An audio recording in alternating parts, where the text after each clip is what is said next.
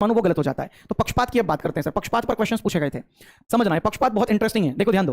पुष्टिकरण पक्षपात, पुष्टिकरण का मतलब क्या होता है? व्यक्ति वही जानकारी मांगता है जो उसकी सोच से मेल खाती है। मुझे लगता है युवा गैर जिम्मेदार हैं। ये किसी के दिमाग में ना सोच बना ली किसी ने कि सर जैसे मैंने सोच लिया कि यार युवा तो हर युवा बेकार है, हर युवा ना गैर जिम्मेदार है, वो जिम्मेदारी सही से नहीं निभाता है। ये अगर मेरे दिमाग की सोच है ना, तो मेरी दिमाग की सोच को कोई बदल नहीं सकता। इसको कहा गया पुष्टिकरण पक्षपात।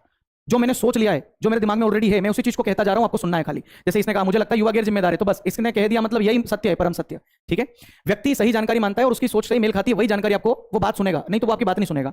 अगला आता है अधिकारिता पक्षपात। अब देखो इसके ऊपर मैं थोड़ी सी बात करने वाला हूं।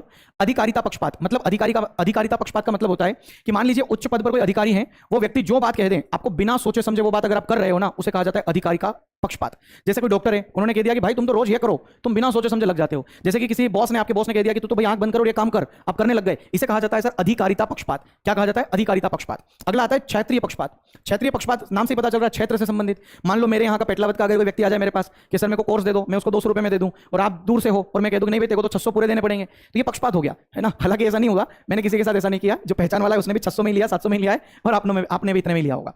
तो क्षेत्रीय पक्षपात का मतलब यह है कि अधिकारी अपने शहर के लोगों को छूट देता है और बाकी लोगों को छूट नहीं देता है, तो एक प्रकार का पक्षपात हो गया ये। ठीक है, अगला पक्षपात है सर हमारे सामने लिंग पक्षपात। कुछ लोग होते हैं ना जो नौकरी में केवल पुरुष उम्मीदवार को योग्य मानते हैं, महिलाओं को कहते हैं महिला थोड़ी कर पाएगी ये वाला काम, तो ये पक्षपात हो गया। पुरुषों को आप चढ़ा रहे हो, कह रहे हो कि नहीं सर होना चाहिए, लेकिन महिलाओं को कह रहे हो तुम नहीं कर पाओगी। या कहीं कहीं किसी जॉब के लिए महिलाओं को ऊपर रखा जाता है लेकिन पुरुषों को इग्नोर किया जाता है, तो ये एक प्रकार का क्या है? लिंग पक्षपात है। मतलब किसी की वो महिला है कि पुरुष है ये देखकर आप जॉब दे रहे हो, है ना। अगला देखिए नक्सली पक्षपात। नक्सली नहीं था, नस्लीय, क्योंकि इस क्वेश्चन में ना नक्सलवादी बहुत क्षेत्र है ना, इसलिए मुझे यहाँ नक्सल दिखा। नस्लीय पक्षपात। नस्लीय पक्षपात का मतलब क्या होता है कि किसी को उसके रंग के कारण या उसके खूबसूरती के कारण हम उसको अच्छा व्यवहार करें। किसी का रंग अच्छा नहीं है, साफ नहीं है, कोई काला है, उसको हम गलत व्यवहार करें। ये एक प्रकार का ऐसा पक्षपात है जो जिसे हम नस्लीय पक्षपात कह रहे हैं। ठीक है, अगला देखेंगे आभा मंडल प्रभात या पक्षपात मानो। आभा मंडल का मतलब क्या है कि कोई व्यक्ति अच्छा बोलता है तो उसे आपने मान लिया कि अच्छा व्यक्ति है। जैसे आपने मीठे बोलने वाले को कभी सुना है? मीठा जो कोई बोलता है, जैसे कि कोई आपके सामने मीठा बोले ना तो आपको लगता है यार कितना अच्छा व्यक्ति है यार, कितना मीठा बोलता है, लेकिन बाद में जाके पता चले कि अरे वो खाली अपने को सामने मीठा बोल रहा था, पीठ पीछे अपनी बुराई ही करता है। तो सर ये आभा मंडल प्रभाव होता है कि कोई व्यक्ति अच्छा बोलता है तो हम उसे समझ ले कि अच्छा है, बहुत अच्छा है, और कोई व्यक्ति हमें अगर कोई अच्छी बात कह दे, अच्छी बात कह दे, हमारे बारे में कोई गलत बात कह दे तो हमें लगे कि अरे तो बुरा है। आगे देखो आत्मसेवा पक्षपात। आत्मसेवा पक्षपात का मतलब होता है कि पास हुआ तो मेरी मेहनत और फेल हुआ तो टीचर की गलती। ये पक्षपात होता है सर हमारे साथ बहुत ज्यादा। आत्मसेवा पक्षपात। आत्मसेवा पक्षपात का मतलब क्या होता है कि सर अगर मैं पास हुआ ना तो मेरी मेहनत से पास हुआ, लेकिन फेल अगर हुआ तो ये तो टीचर की गलती, उन्होंने पढ़ाया ही नहीं, आया ही नहीं। तो सर ये होता है आत्मसेवा पक्षपात, है ना। ये इन सबसे प्रश्न बन सकते हैं मेरे भाई, आगे देखना।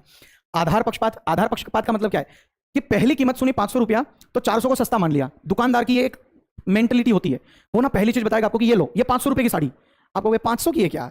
हाँ भाभी जी ये ले लो, ये 400 की है। हाँ ये दे दो भैया। 400 आपको सस्ता लगा, क्यों? क्योंकि पहले वाली वैरायटी जो दिखाई ना वो 500 थी।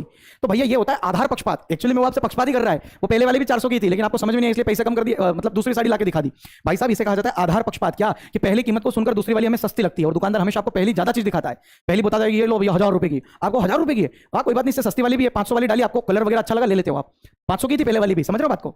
यथास्थिति पक्षपात। यथास्थिति पक्षपात की अगर मैं बात करूं तो हमेशा से यही तरीका चलता आ रहा है, बदलने की जरूरत नहीं है। यथास्थिति का मतलब जो पहले से चलता आ रहा था वही चलता रहेगा। इस चीज को लेकर यह पक्षपात बन गया। जैसे हमारे घर वालों ने कह दिया कि नहीं